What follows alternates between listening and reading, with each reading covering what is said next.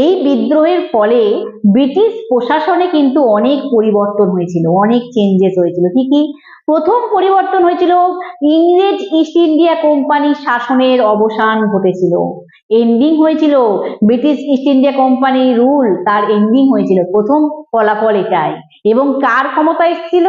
ব্রিটেনের পার্লামেন্ট সরাসরি ভারতের শাসন ক্ষমতা, যে গভর্নিং পাওয়ার, সেটা কিন্তু নিয়ে নিয়েছিল।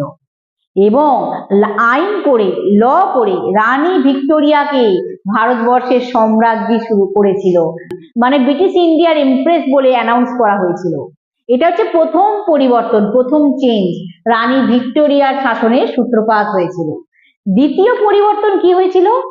গভর্নর জেনারেল বলে ব্রিটিশ কোম্পানিদের বা ব্রিটিশ প্রশাসনের একটা পদ ছিল, একটা পোস্ট ছিল ব্রিটিশ গভর্নমেন্টের। সেই গভর্নর জেনারেলের পদটাকে বন্ধ করে দেওয়া হয়, তার পরিবর্তে চালু করা হয় ভাইসরয় পদ। এবং লর্ড ক্যানিং কিন্তু 1857 সালে এই গভর্নর জেনারেল ছিলেন ভারতে, তিনি কিন্তু প্রথম ভাইসরয় হন। তাকে আইন করে 1858 সালে এই আইন করে কিন্তু প্রথম ভাইসরয় ঘোষণা করা হয়।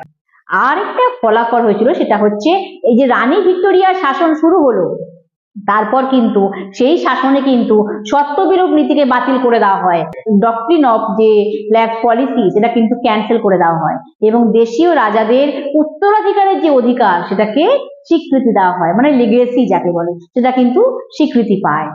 এবং দেশীয় রাজাদের সঙ্গে কোম্পানি, মানে ব্রিটিশ ভারতের ব্রিটিশ ইন্ডিয়ার একটা, ব্রিটিশদের আর কি, একটা বন্ধুত্বপূর্ণ সম্পর্ক স্থাপন হয় রানী ভিক্টোরিয়ার শাসনে।